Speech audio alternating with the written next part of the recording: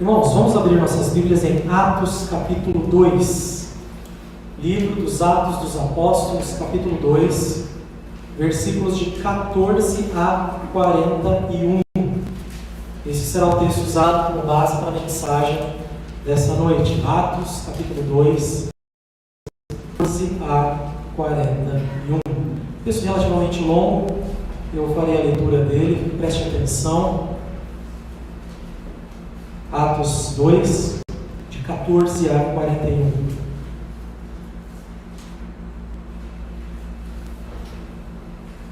Diz assim a palavra do nosso Deus. Então se levantou Pedro com os 11, e erguendo a voz, advertiu-os nestes termos: Varões judeus e todos os habitantes de Jerusalém, tomai conhecimento disto e atentai nas minhas palavras. Estes homens não estão embriagados, como vindes pensando, sendo esta a terceira hora do dia. Mas o que ocorre é o que foi dito por intermédio do profeta Joel.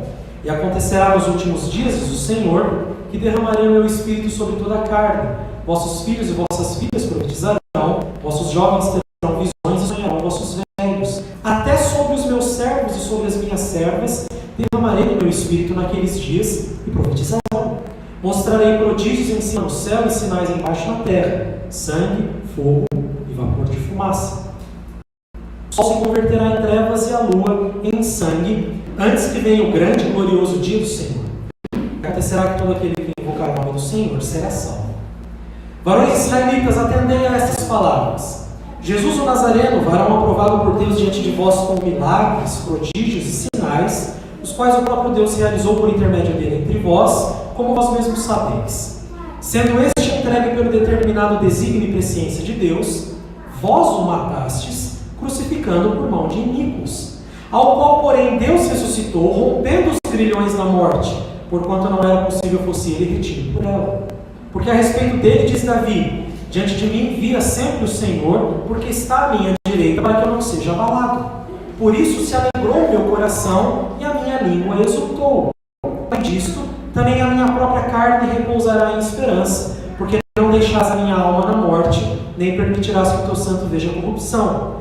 Fizeste conhecer os caminhos da vida, encher-me-ás de alegria na tua presença. Irmãos, seja-me permitido dizer claramente a respeito do patriarca Davi, que ele morreu e foi sepultado, e o seu túmulo permanece em nós até hoje. Sendo, pois, profeta, e sabendo que Deus havia jurado que um dos teus descendentes se assentaria no trono, prevendo isto, referiu-se à ressurreição de Cristo, que nem foi deixado na morte, nem o seu corpo experimentou corrupção. A este Jesus, Deus ressuscitou, do que todos nós somos testemunhas. Exaltado, pois, à destra de Deus, tendo recebido do Pai a promessa do Espírito Santo, derramou isto que vedes e ouvis. Porque Davi não subiu aos céus, mas ele mesmo declarou: disse o Senhor ao meu Senhor: assente à minha direita, até que eu ponha os teus inimigos por estrado dos teus pés. Esteja absolutamente certa, pois, toda a casa de Israel, de que a este Jesus que vós crucificastes, Deus o fez Senhor e Cristo. Ouvindo eles essas coisas, compungiu-se-lhes o coração, e perguntaram a Pedro e aos demais apóstolos: que faremos, irmãos? Respondeu-lhes Pedro: arrependei-vos, e cada um de vós seja batizado em nome de Jesus Cristo, para a remissão dos vossos pecados, e recebereis o dom do Espírito Santo.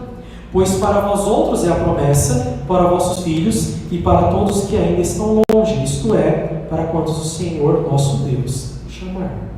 Com muitas outras palavras deu testemunho e exortava-os, dizendo: salvai a geração perversa. Então os que lhe aceitaram a palavra foram batizados, havendo um acréscimo naquele dia de quase 3.000 pessoas. Até aqui. Vamos orar? Senhor, nós já lemos a Tua palavra e carecemos, ó Pai, da iluminação do Teu Santo Espírito para compreendê-la. Carecemos, ó Senhor Deus, da Tua mesma graça, para que, sendo ela plantada em nosso coração, semeada em nós, frutifique, cresça, e então, transformados, possamos vivê-la. Essa é a nossa oração em nome de Cristo. Amém. Meus queridos irmãos, nós temos feito exposições, então, sequenciais nos livros da Bíblia, e agora o livro que nós estamos expondo é o livro de Atos. A última exposição do livro de Atos, então, falou a respeito do derramamento do Espírito. Nós já vimos, então, que naquele contexto 120 pessoas estavam reunidas, cultuando a Deus, quando o Espírito é derramado, e eles passam a falar em outros idiomas, em outras línguas conhecidas daquelas pessoas que estavam em Jerusalém naquele momento. Por quê? Porque em Jerusalém seria comemorado a festa do Pentecostes, ou seja, é a festa do 50º dia depois da morte do Cordeiro. Depois da Páscoa, 50 dias, nós temos uma festa chamada Festa do Pentecostes. E é esse momento que os judeus estão fazendo em Jerusalém. Pentecostes significa 50º dia, significa o dia 50. Então, eles estão lá comemorando essa Páscoa e Deus, na sua providência, usa esse momento para o derramamento do Espírito. Quando ele faz isso, as pessoas então passam a falar nos idiomas daqueles judeus que haviam sido dispersos, que estavam vivendo e vivendo lá, haviam se aculturado, haviam se então assumido a sua vida em outros locais com seus próprios idiomas. Sendo judeus, eles ainda vão a Jerusalém para poder participar das festas ordenadas por Deus no Antigo Testamento. Quando eles chegam lá, percebe-se que nesse momento homens e mulheres passam a falar em idiomas que eles não conheciam, que eles não tinham acesso, que eles não tinham educação formal para falar da forma como falaram e o que disseram as grandezas de Deus. Esses homens, então, que estão reunidos em Jerusalém, olham para essa realidade e dizem: bom, tem alguma coisa errada acontecendo. Não é possível. Uns ficam atônitos e outros zombam. Esses homens, essas mulheres estão bêbados. Então, nós terminamos a pregação nesse versículo para dar continuidade agora sobre o sermão de Pedro. Ou seja, quando essas coisas estão acontecendo, Pedro toma a dianteira junto com os apóstolos. Nós entendemos que os apóstolos estavam todos juntos em uma unidade. Nós já enfatizamos isso na outra mensagem. Mas Pedro toma a dianteira para fazer uma aplicação daquilo que a Escritura havia prometido no Antigo Testamento. Então veja, 14. Então se levantou Pedro com os 11 e, erguendo a voz, advertiu nesses termos: varões judeus e todos os habitantes de Jerusalém, tomai conhecimento disso e atentai nas minhas palavras. Vocês não sabem. Vocês estão acusando esses homens e mulheres com completamente infundados argumentos. Estes homens não estão embriagados, como vindes pensando, sendo essa a terceira hora do dia, 9 horas da manhã. Talvez alguém, 9 horas da manhã, já está, já deve estar com alguma, mas não é o caso. 9 horas da manhã, inclusive, nesse dia, a igreja estava reunida. E eles estavam orando. Eles estavam cultuando a Deus. E é nesse momento que Deus derrama o seu Espírito. Quando Ele faz isso, então acontece o dom de línguas. Esses homens e essas mulheres recebem, então, essa indignação dos judeus, dizendo: eles devem estar bêbados. Para estar falando essas coisas que ninguém está entendendo, eles devem estar bêbados. E Pedro diz: não, eles não estão embriagados. E já aqui tem uma lição importante. É interessante como a Escritura sempre ela diferencia alguém consciente pela habitação do Espírito do que está realizando com a embriaguez, em que a pessoa recebe, vamos dizer assim, uma dose que tira dela a consciência do que está fazendo. É interessante como a palavra de Deus nos dirige para esse tipo de compreensão. E Pedro vai dizer então: não, eles não estão embriagados, eles sabem muito bem o que estão fazendo. Mas o que ocorre aqui é o que foi dito por intermédio do profeta Joel. E aí, então, ele cita a profecia de Joel, capítulo 2, que nós na liturgia lemos na íntegra. Por quê, meus queridos irmãos? Porque eu e você precisamos aprender a interpretar a Escritura com os apóstolos. Veja, de alguma forma, os apóstolos tinham um dom especial para fazer uma interpretação inspirada da Escritura. Eles tinham condição, recebido do seu ofício, de pegar textos do Antigo Testamento e aplicá-los de maneira inspirada à realidade que eles estavam vivendo. Eles conseguiam fazer isso. O Espírito Santo concedeu a eles esse tipo de interpretação.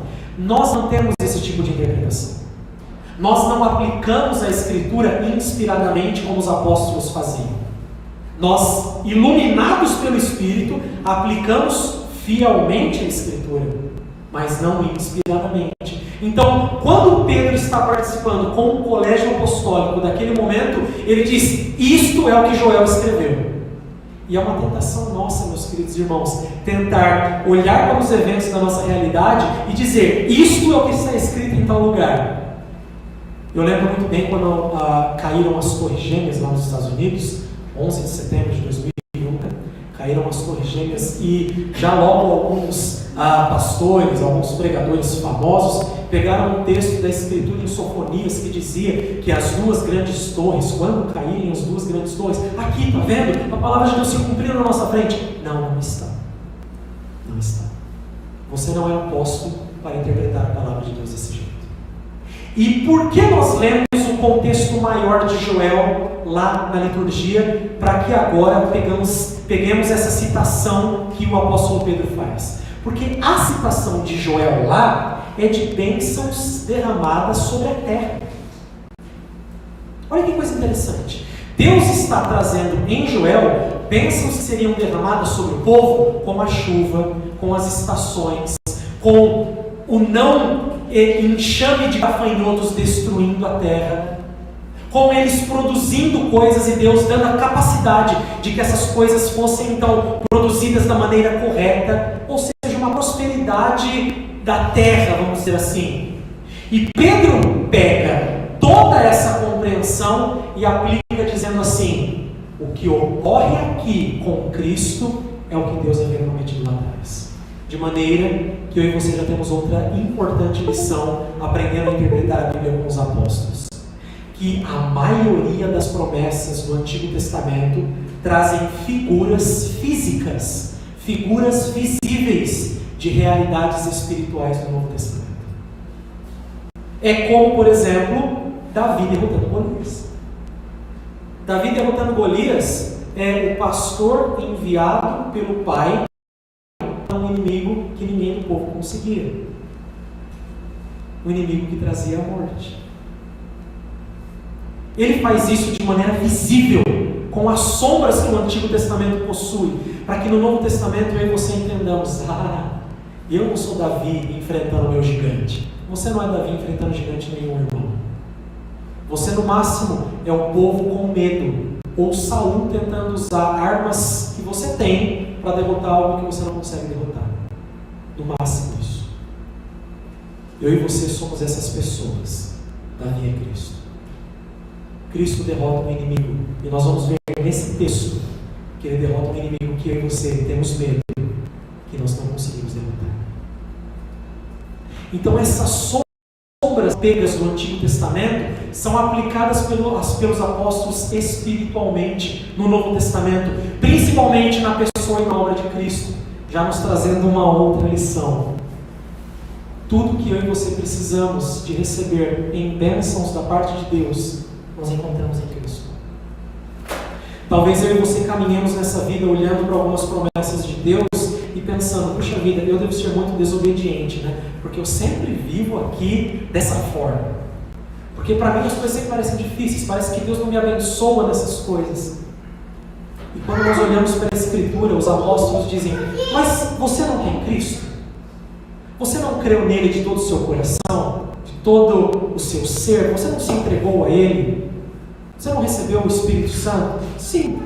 Então você já tem todas as bênçãos que Deus tinha. Você já recebeu as bênçãos que Deus tinha para te dar. É isso que Pedro está fazendo com a profecia de Joel. Ele está dizendo que o Espírito só pode ser derramado porque Cristo cumpriu tudo aquilo que era necessário que ele cumprisse. Então 22, varões israelitas, atendei a essas palavras. Jesus o Nazareno, varão aprovado por Deus diante de vós com milagres, prodígios e sinais, os quais o próprio Deus realizou por intermédio dele entre vós, como vós mesmos sabeis, sendo este entregue pelo determinado desígnio e presciência de Deus, vós os matastes, crucificando por mãos de inimigos. Pedro, então, ele tem a coragem de dizer que aquelas pessoas que estavam estavam lá foram aquelas que mataram o que Deus havia prometido no Antigo Testamento. Mas tudo isso concorrendo para o plano de Deus ser concretizado. De sorte que Deus soberanamente dirige todas as coisas e a nossa responsabilidade e liberdade sempre é mantida. Sempre. Nós nunca perdemos responsabilidade ou liberdade porque a soberania de Deus está conduzindo tudo. Então Ele pode dizer, olha, o que aconteceu com o Senhor Jesus Cristo era plano de Deus desde toda a eternidade. No entanto, vocês são responsáveis por terem matado o Senhor. Vocês são responsáveis por terem crucificado a Jesus Cristo.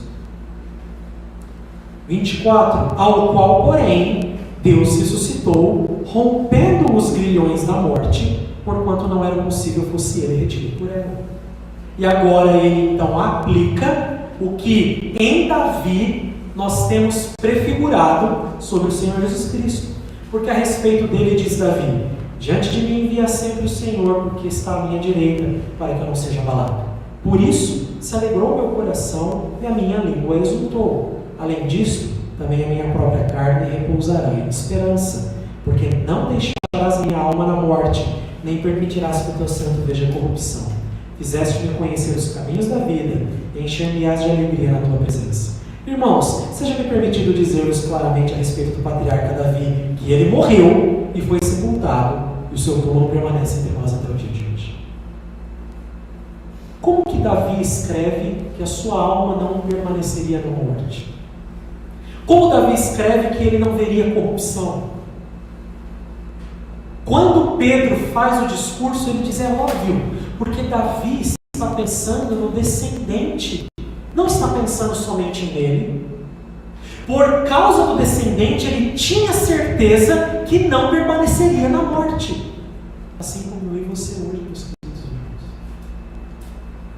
O Salmo 16, que nós falamos é um salmo de confiança, é um salmo de confiança num Deus que nos livra do nosso pior e maior inimigo, a morte.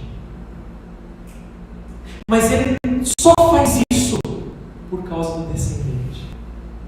Ele só faz isso porque Jesus, o Nazareno, que foi enviado para morrer pelos nossos pecados, ressuscitou.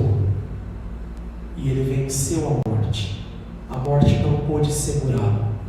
A morte não pôde parar. Ele é vitorioso sobre a morte. Então Pedro pega essa referência do Salmo 16 e diz, o Senhor Jesus Cristo é o descendente, filho de Davi. Ele já fez duas coisas aqui, meus irmãos, que se não fossem, e nós veremos isso, a graça e a misericórdia de Deus, os judeus provavelmente já tinham pego em pedras para atirar nele. Porque ele já disse que o Senhor Jesus Cristo é o Messias no Antigo Testamento e disse que ele é o descendente de Davi. Ele disse essas duas coisas. E aqui vem uma outra lição importantíssima, irmão. Evangelização não é sobre você ou sobre qualquer outra coisa. Evangelização verdadeira é sobre Cristo e o que Ele fez. Pode ser que eu e você testemunhemos sobre o que Deus tem feito em nossa vida. Tanto que no livro de Atos mesmo, nós chegaremos lá, se Deus quiser, né? Nós chegaremos no ponto em que quando Paulo vai evangelizar o rei Agripa, ele conta um testemunho pessoal. Olha, rei Agripa, eu estava no caminho, aí apareceu uma luz e tal, ele vai contar o que aconteceu com ele. Mas isso precisa ser completamente envolto e baseado no que Deus fez em Cristo Jesus. Isso é verdadeira evangelização. Evangelizar é nós comunicarmos a palavra de Deus às pessoas, principalmente aquilo que Deus realizou em Cristo, com a sua morte, a sua vida, a sua morte e a sua ressurreição. Não existe evangelho sem pessoa e obra de Cristo, irmãos. E deixa eu dizer uma coisa para você, não existe alimento para a nossa alma fora da palavra, fora do evangelho.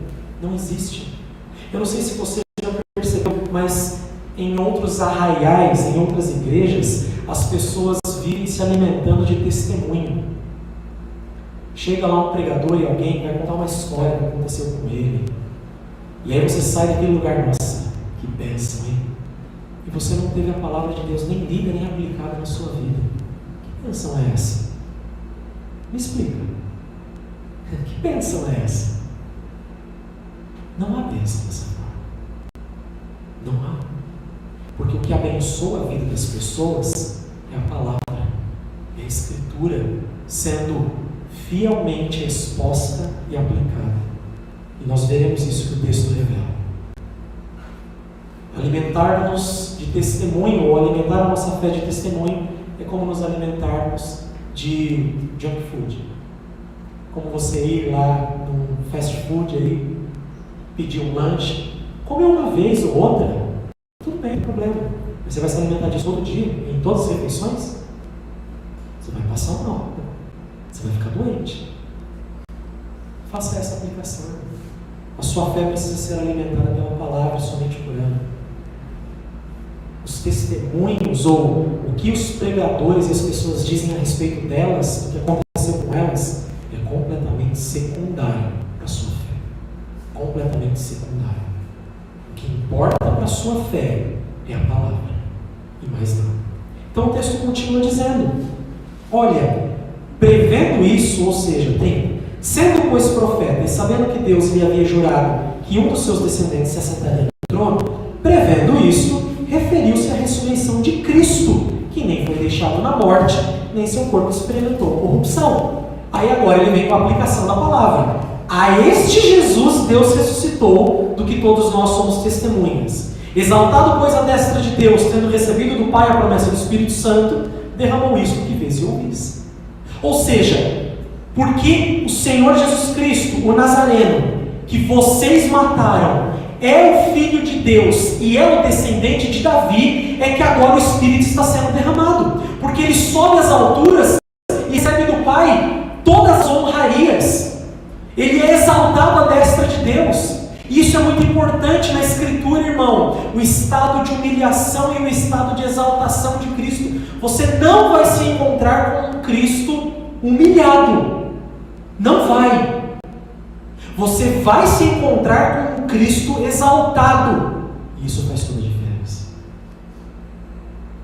É a mesma pessoa, mas em momentos completamente diferentes do plano de Deus.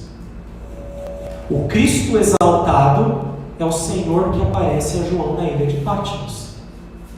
E que João, que conviveu com Jesus humilhado, cai de rosto em terra.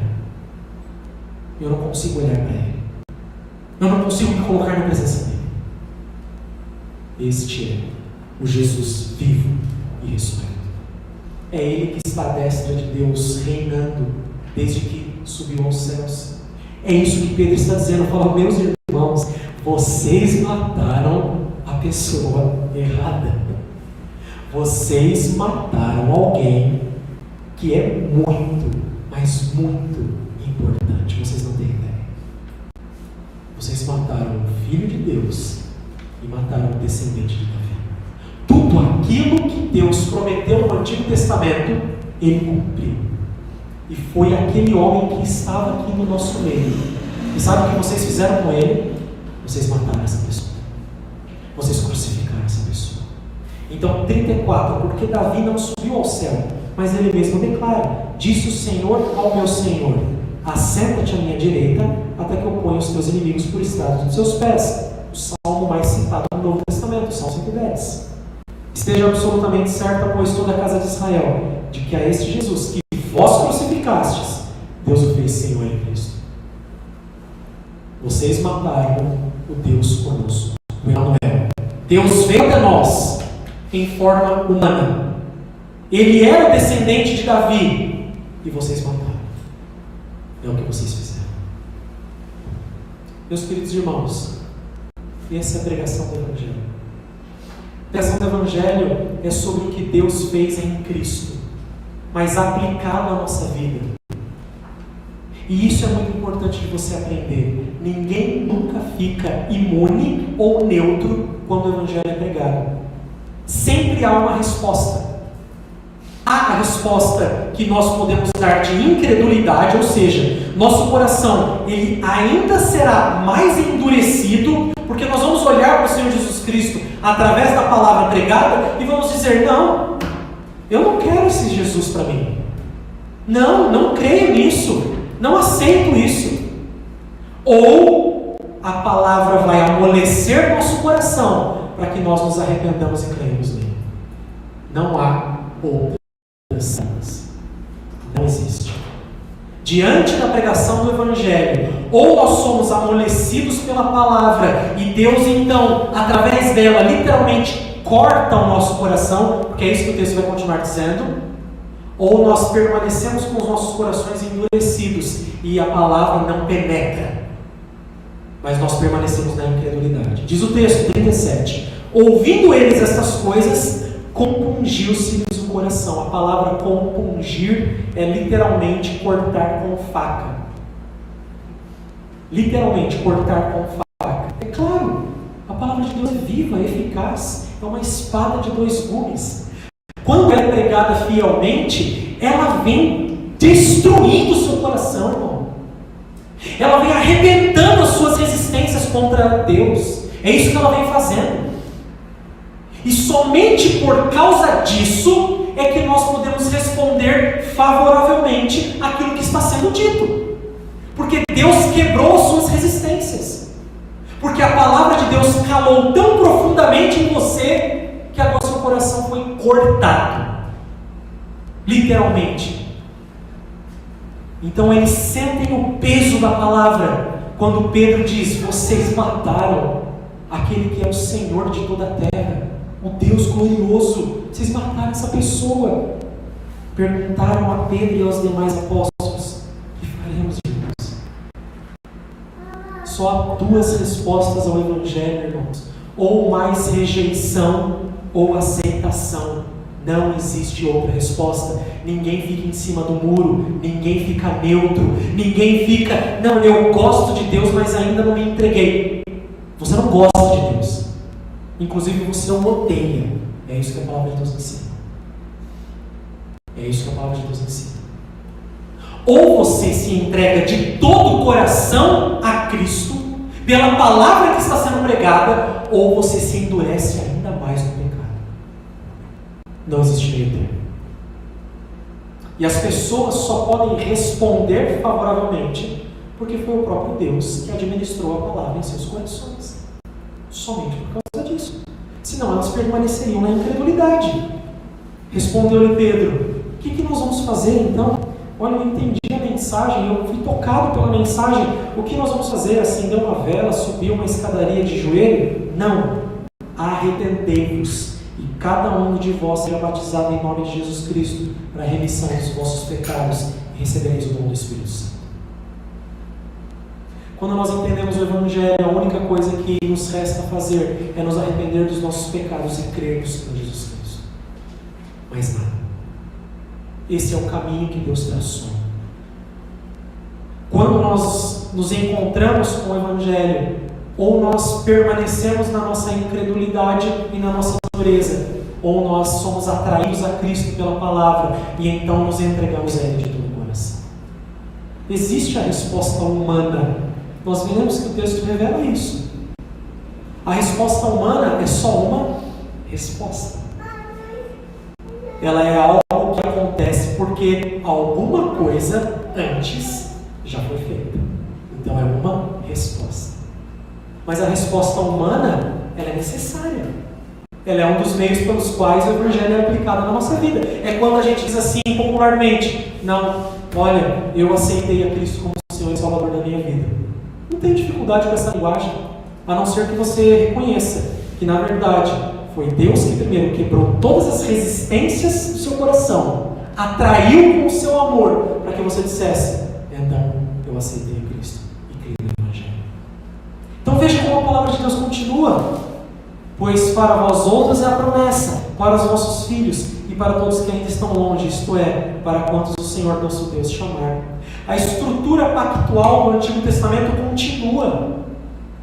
Pedro não muda a estrutura. A promessa de derramamento do Espírito e de salvação e de batismo, que é o que ele está falando antes, é para vós e para vossos filhos. Claríssimo. Para vós, para vossos filhos e para todos quanto Deus quiser chamar. É Deus quem vai chamar. É Ele que vai fazer a obra. Mas cabe a nós a pregação do Evangelho com fidelidade. Pedro confiava, meus irmãos, na total dependência de Deus para chamamento das pessoas.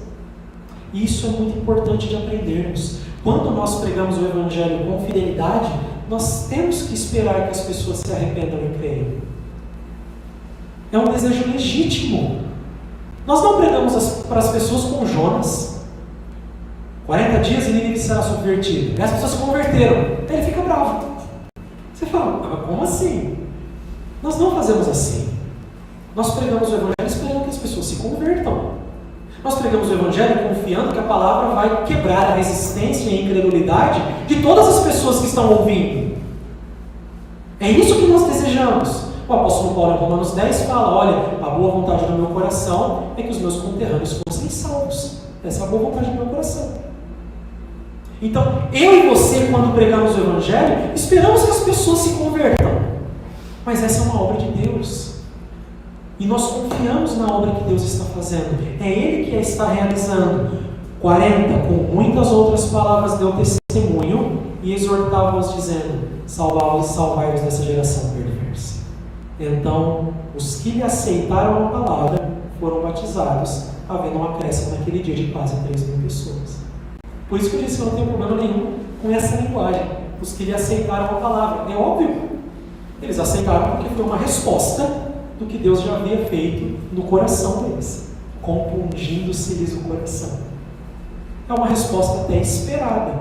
Quando as pessoas se encontram com o Evangelho e elas são tocadas por Deus, nós esperamos que elas se entreguem a Deus de todo o coração. É isso que a palavra de Deus nos ensina. E algumas outras lições importantes, meus irmãos. A primeira delas, como eu mencionei, é muito importante nós aprendermos a interpretar a Escritura com os apóstolos. Nós não a interpretamos inspiradamente, nós a interpretamos iluminadamente. Quem nos ensina a interpretar a Escritura são os apóstolos. Eles que fazem isso, o livro de Atos vai nos ensinar muitas formas de interpretar a palavra de Deus. Muitas. Com várias alusões ao Antigo Testamento. A segunda delas é que o derramamento do Espírito, então, quebra um paradigma do Antigo Testamento. Há mudanças. O Antigo Testamento prefigurava no Espírito aquelas pessoas que tinham ofícios, ou seja, o rei, o sacerdote, o profeta. Eles eram enchidos pelo Espírito para realizar alguma obra específica.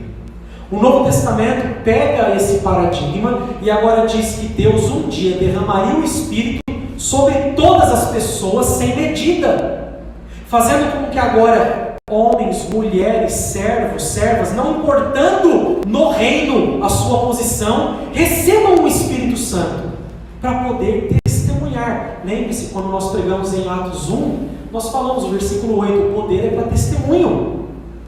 O poder é para testemunharmos do Evangelho. Então agora todos nós que recebemos o Espírito temos capacidade de testemunhar do Evangelho. A nossa evangelização precisa estar baseada na palavra, irmãos. A nossa evangelização rigorosamente precisa estar baseada na obra de Cristo, naquilo que Ele fez, no que Ele realizou. E consequentemente, nós devemos sempre confiar que os resultados são de Deus.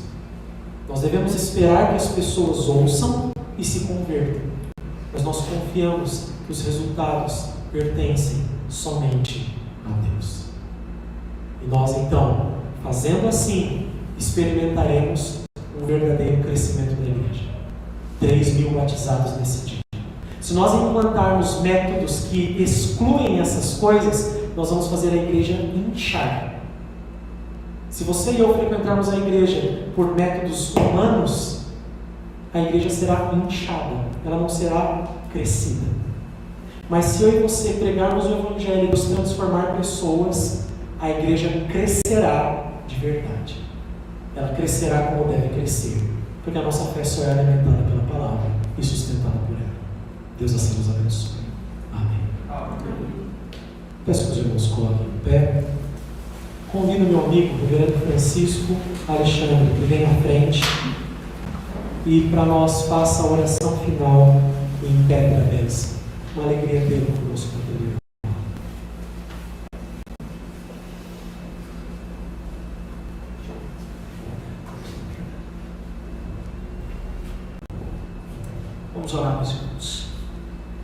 Pai querido, nós louvamos o Teu nome e bendizemos ao Senhor, Tua bondade e misericórdia, e mais ainda, ó Deus, pela bênção que o Senhor nos concede através do Teu Filho Jesus, que ao entregar Sua preciosa vida na cruz, não só nos conquistou para si, não apenas perdoou as nossas iniquidades, mas também venceu a morte, para que também pudéssemos, através dele, dizer: vencida foi a morte pela morte do Senhor Jesus.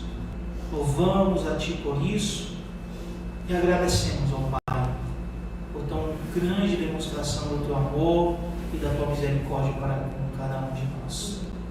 Mas também, Senhor Deus, nos alegramos em saber que a Tua palavra, quando pregada, ela produz os frutos, ó Deus, conquistados lá na cruz também. A resposta humana hoje, ela é resultado daquilo que o Senhor fez. Por meio, ó Deus, do Teu Filho, que nós nos alegramos em pregar a Tua palavra e saber, ó Deus, que os homens serão atraídos a Cristo. Os homens serão dobrados a Cristo. E eles vão responder e vão se unir à Tua igreja aqui na terra.